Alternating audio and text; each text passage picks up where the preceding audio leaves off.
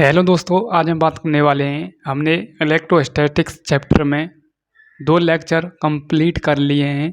एक हमने इंट्रोडक्शन के बारे में पढ़ा था और दूसरा हमने करंट डेंसिटी के बारे में अध्ययन किया था। तो हमने 2 लेक्चर तो कंप्लीट कर लिए हैं। आज मैं लेकर आया हूँ आपके लिए थोड़े बहुत 4 से 5 न्यूमेरिकल्स। तो न्यूमेरिकल्स को हम कैसे सॉल्व करते हैं? अक्सर स्टूडेंटों को न्यूमेरिकल को सॉल्व करने में प्रॉब्लम आती हैं। आज हम उस प्रॉब्लम को बिल्कुल जड़ से ख़त्म करेंगे। तो वीडियो को ध्यान से देखना। 4 से 5 डेरिवेशन है। मिनी लेक्चर रहेगा आपका, यानी छोटा लेक्चर रहेगा, कोई ज़्यादा बड़ा है नहीं है। इसके बाद में आपको थोड़ा हमने गलती कर दी थी करंट डेंसिटी में, उसको हम इम्प्रूव करेंगे। ध्यान से देखते जाइए। चैनल को सब्सक्राइब नहीं किया तो चैनल को सब्सक्राइब कर लो। मैं अक्सर कहता नहीं हूँ, बट कोई भी सपोर्ट नहीं कर रहे हैं आप, तो चैनल को सब्सक्राइब कर लो। ठीक है, ओके। तो देखते जाइए। सबसे फर्स्ट हमारा न्यूमेरिकल कहता है यदि किसी परिपथ में 1.5 एम्पियर की धारा प्रवाहित हो रही है तो परिपथ के किसी बिंदु से 6 कूलम आवेश हम गुजार दें में तो कितना टाइम लगेगा। यदि हम किसी परिपथ में 1.5 की धारा प्रवाहित कर रहे हैं, 1.5 एम्पियर की धारा प्रवाहित कर रहे हैं, तो वो भाई साहब कह रहा हो यदि हम 6 कूलम आवेश गुजार दें में तो टाइम कितना लगेगा। कितना ईजी है, कितना लल्लू लपाट क्वेश्चन है, देखो ध्यान से। धारा का फॉर्मूला होता है I बराबर में Q अपॉन में T। तो हमें टाइम पूछ रहा है तो टाइम को हम इधर ले लेते हैं। तो T बराबर में Q अपॉन में I। Q की वैल्यू उसने दे रखी है, कितनी दे रखी है, 6 कूलम आवेश।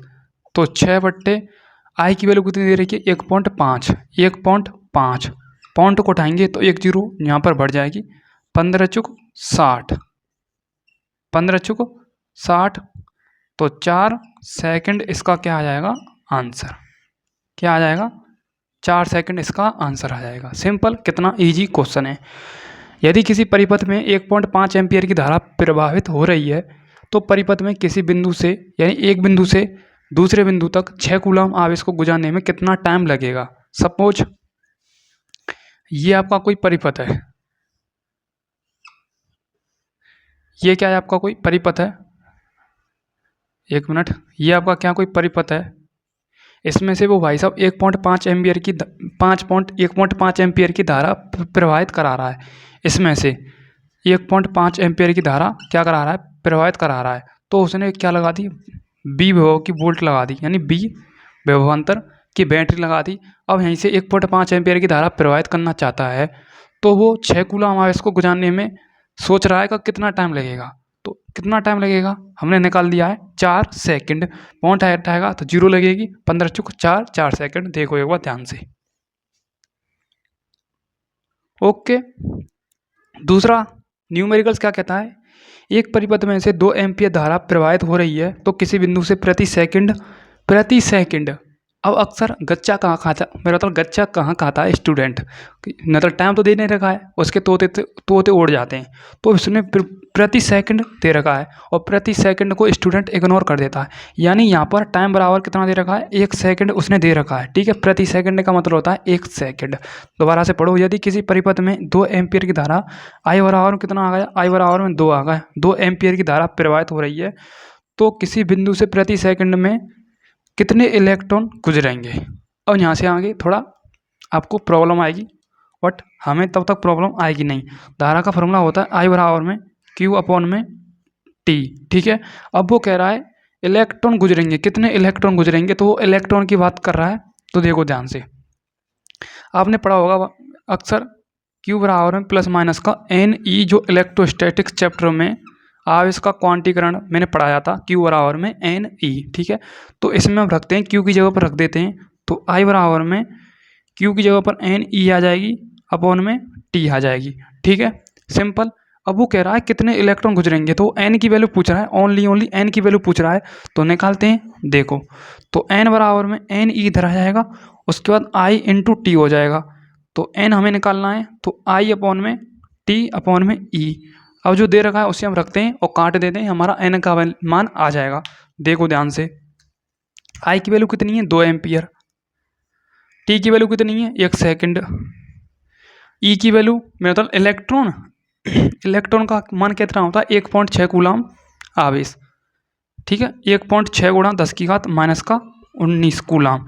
ये इलेक्ट्रॉन की वैल्यू होती है, एक इलेक्ट्रॉन की वैल्यू 1.6 गुणा 10 की घात माइनस का 19। सॉल्व करते हैं, पॉइंट हटाएंगे तो एक जीरो यहाँ पर बढ़ जाएगी, 2 का गुणा 2 से करेंगे तो 2 ही आएगा, इसलिए यहाँ पर एक जीरो बढ़ जाएगी। ठीक है, तो 20 गुणा ऊपर ले जाएंगे 10 की घात 19 को। 1 मिनट आपको दिख नहीं रहा होगा यहाँ तक, हाँ यहाँ तक तो आपको दिख रहा होगा। ठीक है, यहाँ से आगे मैं ऊपर करा रहा हूँ, देखो ध्यान से। तो 20 गुणा 10 की घात माइनस 19 को मैं ऊपर ले जाऊँगा तो 10 की घात 19 हो जाएगा पॉजिटिव में, अपॉन में 16। 16 से कितनी बार कट रहा है ये, 16 का 16 कितने बचे, 4। तो पॉइंट लग गया, 16 दूनी 32, यानी 1.2 गुणा 10 की घात माइनस का नहीं आएगा, प्लस का 19। उसके बाद n, यानी n बराबर में कितनी वैल्यू आ गई, 1.2 गुणा 10 की घात 19। क्या पूछ रहा था हमसे, कितने इलेक्ट्रॉन गुजरेंगे, तो n की वैल्यू पूछ रहा था। n की वैल्यू आ गई हमारी 1.2 गुणा 10 की घात 19। उतारो इसे, ठीक है, ओके। 1.2 गुणा 10 की घात 19 इलेक्ट्रॉन गुजरेंगे, बता देना। ठीक है, यह है हमारा सिंपल छोटा क्वेश्चन। सेकंड, नेक्स्ट थर्ड क्या कहता है, न्यूमेरिकल। एक इलेक्ट्रॉन किसी वृत्ताकार घेरे से प्रति सेकंड 6 गुणा 10 की घात माइनस 16 चक्कर लगा रहा है। घेरे के किसी बिंदु पर धारा का मान क्या होगा। इलेक्ट्रॉन की वैल्यू उसने दे रखी है, इलेक्ट्रॉन पर आवेश 1.6 गुणा 10 की घात माइनस 19 कूलम है। अब वो कह रहा है एक इलेक्ट्रॉन है, वो वृत्ताकार घेरे से यानी इसके चारों ओर चक्कर लगा रहा है। तो चक्कर लगा रहा है तो प्रति सेकंड में, 1 सेकंड में 6 गुणा 10 की घात 16 चक्कर लगाता है। ठीक है, 1 सेकंड में कितना लगाता है वो, 6 गुणा 10 की घात 16। कितना लगाता है, 6 गुणा 10 की घात 16 लगा रहा है।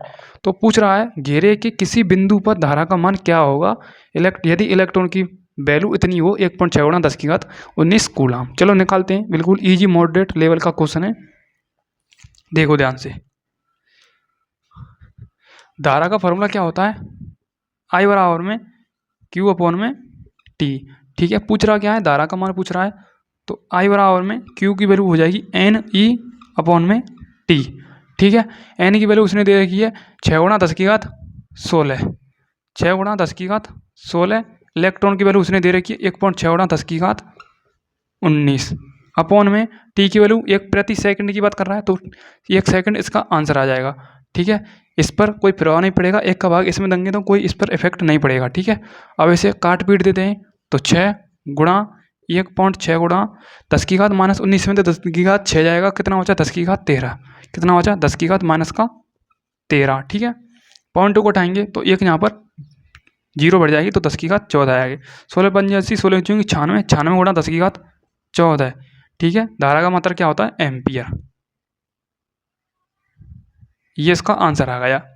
ठीक है, देखो एक बार,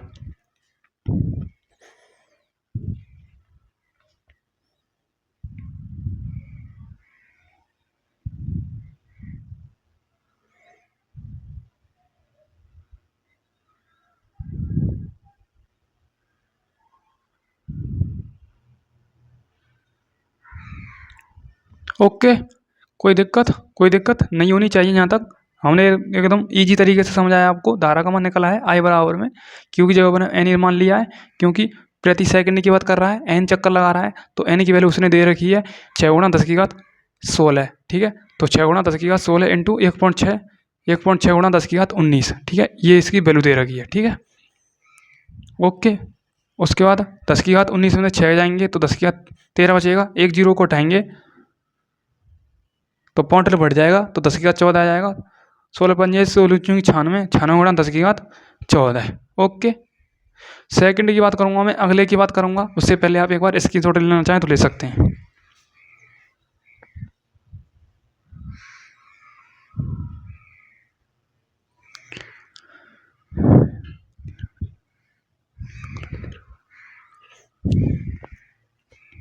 ओके, चलते हैं नेक्स्ट, लास्ट क्वेश्चन बचा है आपका।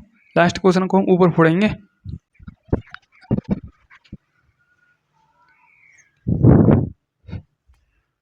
देखो ध्यान से हो, लास्ट क्वेश्चन है, एक पृष्ठ से गुजरने वाले आवेश पर Q का मान T पर निम्न प्रकार निर्भर करता है, तो Q बराबर में 4TQ प्लस 5T प्लस 6, तो T बराबर में 1 सेकंड पर पृष्ठ से प्रवाहित तात्क्षणिक धारा का मान पूछ रहा है। वो तात्क्षणिक धारा के बारे में आपको पता होना चाहिए। तात्क्षणिक धारा मैंने बताई थी आपके लिए, इंस्टेंटेनियस, ये बताई थी मैंने तात्क्षणिक धारा। चलो हम इसे लिख देते हैं, I बराबर में डेल Q अपॉन में डेल T। ठीक है, यदि हम लिमिट लगाएंगे इसमें टाइम बराबर में 0 पर, तो I बराबर में कुछ इस प्रकार से इसका छोटा रूप आ जाएगा। ठीक है, परिवर्तन पे से ये इसका बड़ा रूप है, ये इसका छोटा रूप है। ठीक है, ये औसत धारा के रूप में काउंट की जाती है, मतलब मानी जाती है, और ये तात्क्षणिक धारा I बराबर में Q अपॉन में T। पूछ रहा है किसी पृष्ठ से गुजरने वाले आवेश Q तथा मान पर निर्भर करता है, T पर निर्भर करता है, तो निर्भर करता है तो Q की वैल्यू उसने दे रखी है। ठीक है, Q की वैल्यू उसने दे रखी है, तो चलो करते हैं। तो I बराबर में D अपॉन में DT, Q की वैल्यू उसने दे रखी है 4TQ प्लस में 5T प्लस में 6। ठीक है, अवकलन करते हैं इसका। अवकलन क्या होगा, I बराबर में ये गुणा इससे हो जाएगा, जैसे 3x स्क्वायर प्लस में 5x प्लस में 6 है।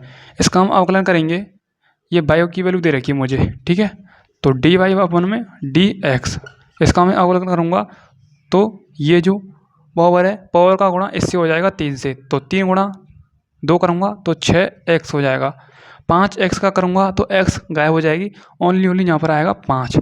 यदि 6 कांस्टेंट है, इसका 0 हो जाएगा। यदि इसके साथ में कोई x या y होती, तो x यदि y होता तो y हट जाता, ओनली प्लस में 6 आ जाता, क्योंकि ये सिंगल है, सिंगल नहीं आएगी। ठीक है, इसलिए इसका 5x मेरा तो 6x प्लस में 5 इसका अवकलन हो गया। उसी प्रकार से इसका होगा 4 का गुणा 3 से होगा तो 12।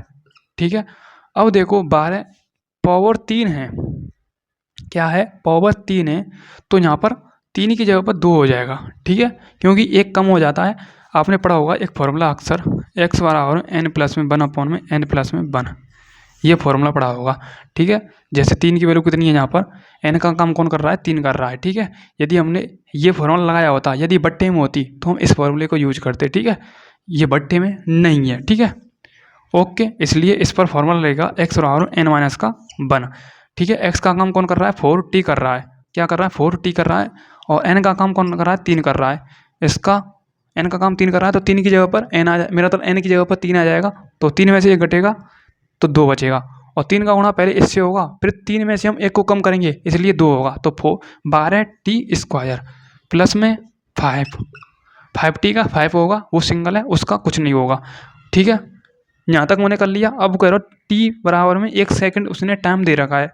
चलो हम टाइम भी दे रखा है उसने, t बराबर में 1 सेकंड पर धारा का मान पूछ रहा है वो। ठीक है, 1 सेकंड पर प्रवाहित तात्क्षणिक धारा का मान पूछ रहा है वो। ठीक है, धारा का मान यानी तात्क्षणिक धारा का मान पूछ रहा है वो हमसे, तो निकालते हैं, हमें कौन सी परेशानी आएगी। ठीक है, तो देखो t बराबर में 1 रखते हैं, तो I बराबर में 12, t का स्क्वायर, मेरा मतलब 1 का स्क्वायर 1 ही होता है, 1 का गुणा 12 से कराएंगे तो 12 ही आएगा, ना कि 13 आएगा, तो 12 प्लस में 5, तो I बराबर में 12 प्लस 5 कितने होते हैं, 17, तो I बराबर में क्या आ गया, 17 हमारी तात्क्षणिक धारा का मान आ गया। ठीक है, सिंपल है, उतार लो।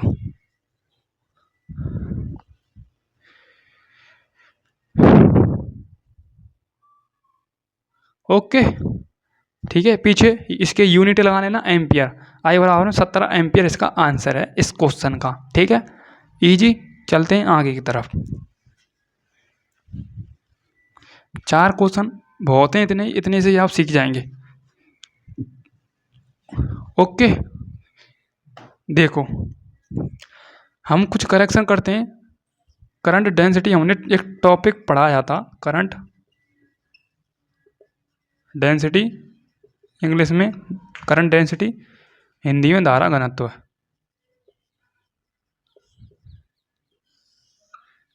ठीक है, ये हमने टॉपिक कल कराया था, तो इसके बारे में हम अध्ययन करते हैं।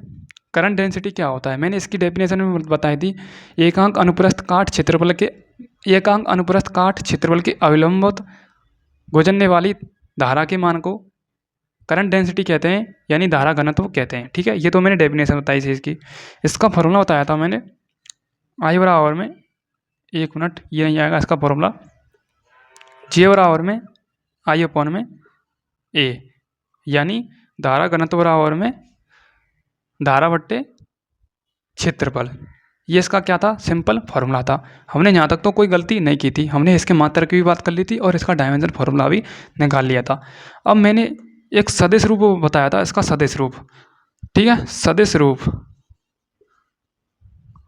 रूप के बारे में मैंने जिक्र किया था, बट बताया नहीं था मेरे हिसाब से। ठीक है, ठीक है। अब देखो, इसका हम सदिश रूप करेंगे। सबसे पहले ये कोई आपका चालक गोला है, ठीक है, क्या है, चालक गोला। ठीक है, ये समझो आप, ये इसका क्या है, चालक गोला है, या आप इसे ऐसे ही बना सकते हैं, इस प्रकार से। ठीक है, ये आपका क्या है, एक चालक गोला है। ठीक है, अब मैंने इसकी डेफिनेशन बताई थी कि यदि हम ए का मान 1 रख लें तो एक अंक अनुप्रस्थ काट क्षेत्रफल, ये इसका क्या है, अनुप्रस्थ काट क्षेत्रफल है, अनुप्रस्थ काट क्षेत्रफल। ठीक है, ये क्या है, इसका अनुप्रस्थ काट क्षेत्रफल है, किसका, इस चालक गोले का, चालक का। ठीक है, तो एक अंक अनुप्रस्थ काट क्षेत्रफल के अविलंबवत प्रवाहित धारा का मान। ठीक है, सपोज हम इस चालक में यदि 2 एम्पियर की धारा प्रवाहित करें तो सबसे पहले 2 एम्पियर की धारा इस चालक गोले से गुजरेगी। तो इस चालक गोले से जैसे ही गुजरेगी ये 2 भागों में बट जाएगी, इस प्रकार से। ठीक है, क्या, 2 भागों में बट जाएगी। जैसे ये 2 भागों में बट जाएगी तो एक थीटा एंगल का यहाँ पर निर्माण होगा। ठीक है, ये P है, P वेक्टर मानो आप, और ये Q वेक्टर मानो आप। ठीक है, क्या है, P और Q वेक्टर के मध्य में थीटा कोण का निर्माण हो रहा है। ठीक है, यहाँ तक क्लियर। दोबारा से, एकांक अनुप्रस्थ काट क्षेत्रफल, एकांक अनुप्रस्थ काट क्षेत्रफल के अविलंबवत गुजरने वाली धारा के मान को धारा घनत्व या करंट डेंसिटी कहते हैं। ये तो सिंपल हुई आपकी डेफिनेशन और कॉन्सेप्ट। अब देखो, हमने पढ़ा है जे बराबर में आई अपॉन में ए, जे बराबर में आई अपॉन में ए। ठीक है, सिंपल, कोई दिक्कत नहीं होनी चाहिए। तो आई बराबर में जे डॉट ए। ठीक है, अब डॉट को उठाएंगे तो कॉस थीटा आएगा। आपको पता होगा, यदि डॉट आता है तो कॉस थीटा आता है, और क्रॉस आता है तो क्या आता है, साइन थीटा आता है। ठीक है, ये आपको पता होना चाहिए, बेसिक प्रॉपर्टी है वेक्टर की। ठीक है, डॉट आ रहा है तो आई बराबर में जे, यदि हम डॉट को उठाएंगे तो यहाँ पर आ जाएगा कॉस थीटा। ये था इसका सदिश रूप। ठीक है, अब मैंने गलती कर दी थी, ये क्या है, वेक्टर क्वांटिटी है, सदिश राशि है। क्या है, सदिश राशि है, क्योंकि इसकी डायरेक्शन है, धारा प्रवाहित हो रही है, 2 भागों में बट गई, और थीटा का एंगल का निर्माण हो रहा है, एक P और एक Q। ठीक है, ये है सिंपल धारा घनत्व का फॉर्मूला, मैंने पढ़ाया था वैसे भी। ठीक है, और यहाँ पर भी मैंने पढ़ा दिया है, इसकी डेफिनेशन लिख लो। एकांक अनुप्रस्थ काट क्षेत्रफल के अविलंबवत गुजरने वाली धारा के मान को हम क्या कहते हैं, करंट डेंसिटी या धारा घनत्व कहते हैं। सिंपल, इसका भी कॉन्सेप्ट क्लियर हो चुका है आपका। जे और आई अपॉन में ये इसका फॉर्मूला होता है। मात्रक इसका क्या होता है, आई का क्या होता है, आई का क्या होता है, एम्पियर होता है, एम्पियर प्रति मीटर स्क्वायर। ये आप कर सकते हैं। उसके बाद डायमेंशन फॉर्मूला भी निकाल सकते हैं। आई का क्या होता है, आई का फॉर्मूला क्या होता है, क्यू अपॉन में टी। उसके बाद ए का क्या होता है, लंबाई इंटू चौड़ाई। इस प्रकार से आप डायमेंशन और मात्रक भी निकाल सकते हैं यहाँ से। ठीक है, सिंपल, एक बार नोट, एक इसका क्या लें, स्क्रीनशॉट लें।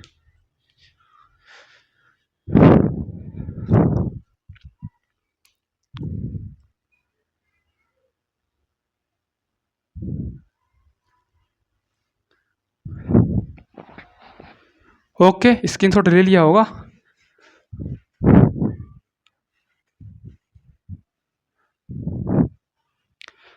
ठीक है, इस क्लास को मैं यहीं पर स्टॉप करता हूँ। अगला आपको टॉपिक मिलेगा ड्रिफ्ट वेलोसिटी। क्या होता है ड्रिफ्ट वेलोसिटी, फील करेंगे आप, समझेंगे कि कहाँ पर पढ़ रहे हैं, ऑफलाइन की फीलिंग आएगी आपको। 1.5 घंटे की क्लास है पूरी, ड्रिफ्ट वेलोसिटी का बेसिक से फॉर्मूला है। और मैं आपको ड्रिफ्ट वेलोसिटी का एक फॉर्मूला लिखा के जा रहा हूँ। क्या होता है, बी डी बराबर में ई अपॉन में एम, यह विश्रांति काल, इस प्रकार से इसका सिंबल होता है।